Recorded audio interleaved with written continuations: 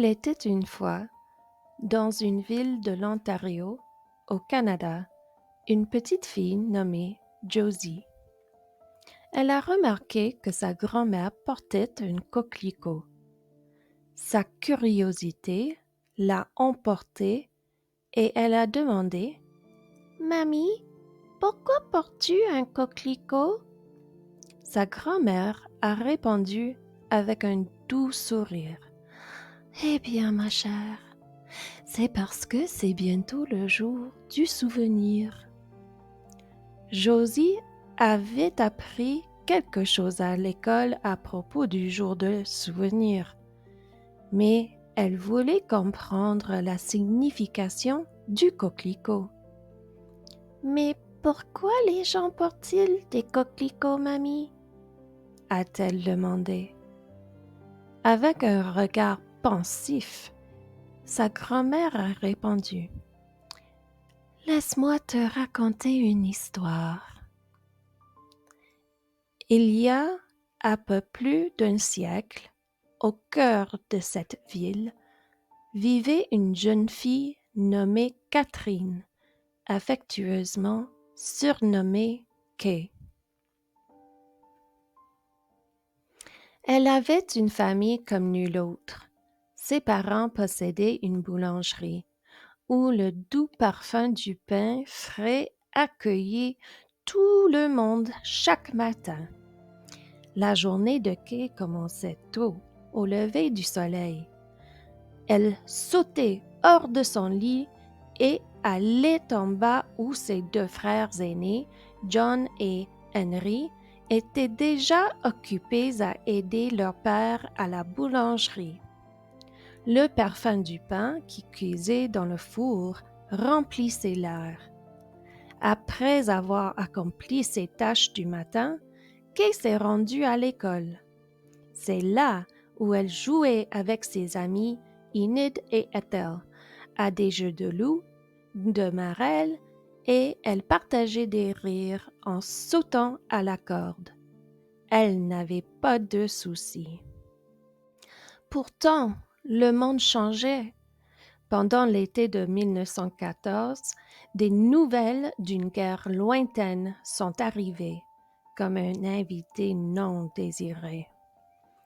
Des conversations chuchotées parmi des adultes ici et là, et les parents de Kay parlaient d'une guerre qui semblait si éloignée, mais si proche aussi. Le père de Kay s'est enrôlé dans l'armée, marquant le début de nouveaux chapitres pour elle et sa famille. En septembre, il s'est embarqué pour partir vers l'Europe, laissant derrière lui sa famille et la boulangerie. Les matins chez eux étaient toujours très animés. Kay, pleine d'énergie comme un enfant, aidait ses grands frères à la boulangerie avant de faire ses tâches à la maison. Ses frères, parce qu'ils se sont sentis obligés, ont arrêté les études à l'école pour travailler. Même sa maman a commencé à travailler à la boulangerie pour aider aussi. À l'école, les conversations ont été dominées par la guerre en cours.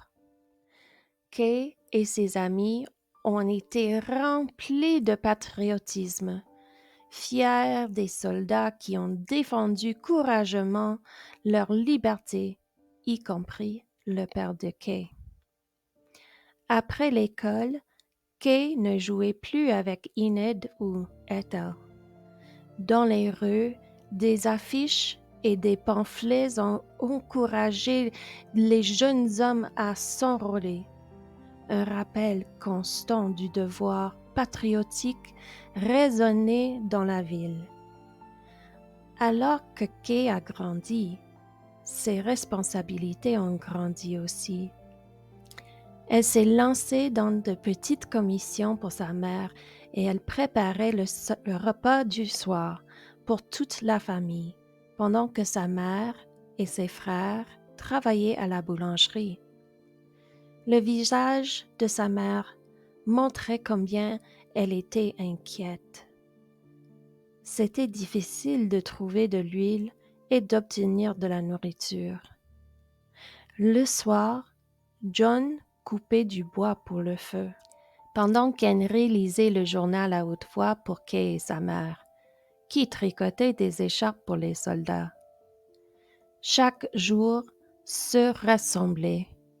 Les choses importantes sont devenues de plus en plus difficiles à trouver. Mais malgré tout, Kay et sa mère ont aidé les voisins qui étaient plus pauvres. Les ventes de la boulangerie ont diminué à mesure que les ressources de la communauté devenaient plus rares. Chaque jour, la mère de Kay attendait le facteur, espérant une lettre de son mari. Il décrivait le froid constant, la boue mouillée dans les tranchées et sa grande fierté à servir son pays. Il racontait les amitiés qu'il a faites et comment cela lui causait de la peine quand il a perdu des amis au combat. Certains détails trop difficiles à entendre pour des enfants sont restés non mentionnés. Les lettres sont arrivées rarement, parfois avec des mois entre elles. La famille craignait le jour où une lettre apportera des nouvelles de la mort du père de Kay. Ce jour est arrivé à la fin de mai en 1915. Son père est décédé à cause du gaz toxique lors de la deuxième bataille d'Ypres. C'est la même bataille qui a inspiré le lieutenant-colonel John McCrae à écrire le célèbre poème Au champ d'honneur. La boulangerie a demandé moins de son temps, alors Kay a pu jouer avec ses amis. Mais ce n'était plus comme avant. Bien qu'elle soit encore une enfant, elle avait grandi rapidement à cause de la guerre. Tout le monde admirait son père, mais elle voulait simplement qu'il revienne à la maison pour la prendre dans ses bras. En 1917, le gouvernement canadien a fait passer une loi de conscription obligeant tous les hommes canadiens âgés de 20 à 45 ans à rejoindre la guerre. La conscription a provoqué des tensions au Canada, divisant la population entre ceux favorables à la guerre et ceux qui s'y opposaient. Cependant, le frère aîné de Kay, John, s'est enrôlé à l'âge de 18 ans, ne voulant pas attendre ses 20 ans et pour la législation de conscription à passer au Parlement.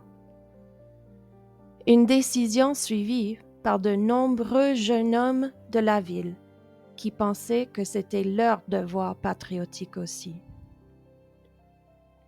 Chaque jour, en chemin de l'école, Kay achetait le journal local pour 2 sous. Le journal publiait les soldats de la région, tués, décédés, blessés ou gravement malades. Elle lisait attentivement tous les jours ces rapports sombres, cherchant le nom de son frère. En avril 1917, les gros titres des journaux ont fait écho à un thème commun. Les Canadiens ont capturé la célèbre crête Vimy. À l'école, elle avait appris que la crête Vimy était un escarpement en France, occupé par les Allemands en octobre de 1914. Cependant, le lundi de Pâques, les troupes canadiennes ont mené l'attaque pour reprendre cette terre après plusieurs jours de batailles intenses. Curieuse, Josie s'est tournée vers sa grand-mère et a demandé pourquoi les Allemands avaient attaqué et pris la crête de Vimy, si ce n'était pas à eux, et pourquoi ils étaient si méchants. Sa grand-mère a expliqué que dans la guerre, rien n'est tout noir ou tout blanc. Chacun a sa propre version de la vérité. Tout comme les Canadiens croyaient qu'ils défendaient des pays attaqués en Europe, les Allemands avaient leurs raisons aussi. En guerre, ce n'est pas une question de qui gagne ou perd. Tout le monde souffre. Sa grand-mère a continué. Plus de 66 000 Canadiens avaient perdu la vie pendant la Première Guerre mondiale. À un moment donné, 7% de la population canadienne était dans les forces armées et environ 1% de la population totale du pays en était morte par la guerre. C'était une perte énorme et c'est pourquoi, a dit sa grand-mère, personne ne sort vraiment vainqueuse d'une guerre. Josie a laissé ces informations faire leur chemin. Après un moment de silence, elle a demandé: Que s'est-il passé pour Kay et ses frères? Sa grand-mère a expliqué qu'en novembre de 1917, Kay, Henry et leur mère ont reçu un télégramme de mauvaises nouvelles. John était gravement blessé à la bataille de Passchendaele en Belgique. Malheureusement, les médecins n'ont pas pu atteindre les soldats blessés et John s'est noyé seul dans les tranchées inondées. Josie a compris la triste vérité. Bien que le Canada ait joué un rôle dans la victoire de la Première Guerre mondiale, pour Kay et sa famille, ce n'était pas une victoire. Alors, pourquoi portes-tu le coquelicot, mamie? Cela n'encourage-t-il pas la guerre? Sa grand-mère l'a rassurée.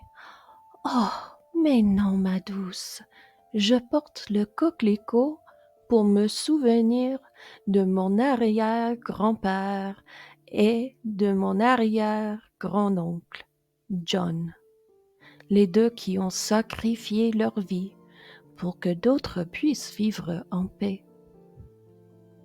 Étonnée, Josie a demandé: Tu veux dire que le père de Kay et son frère font partie de notre famille? Sa grand-mère a hoché la tête et ses pensées se sont tournées vers sa propre grand-mère, qui avait enduré de grandes pertes à un jeune âge. Après la fin de la guerre, en 1921, le coquelicot est devenu un symbole du souvenir pour tous les soldats tombés pendant la Première Guerre mondiale. Depuis, des hommes et des femmes canadiens ont continué de servir. Pendant la Seconde Guerre mondiale, la guerre de Corée, la guerre du Golfe, la guerre en Afghanistan, ainsi que dans de diverses opérations et missions de paix à travers le monde. Au Canada, le 11 novembre est observé comme le jour du souvenir. Aux États-Unis, c'est le jour des vétérans. En Belgique et dans d'autres pays d'Europe, c'est le jour de l'armistice. À l'approche du 11 novembre, les gens portent le coquelicot pour rendre hommage à ceux qui ont sacrifié leur vie pour assurer notre paix. En nous souvenant des sacrifices de ceux qui nous ont précédés, il est important de tirer des leçons de l'histoire. Cherchons à construire un monde où les conflits se résolvent par le dialogue et la compréhension, plutôt que par la guerre. Transmettons à la jeune génération l'importance de la paix, de l'unité et de la compassion. Pensez à observer un moment de silence le 11 novembre, le jour du souvenir, pour rendre hommage à ceux qui ont donné leur vie pour la paix. Appuyons les initiatives qui favorisent la paix mondiale et la diplomatie et incitons à des conversations ouvertes sur les conséquences réelles de la guerre.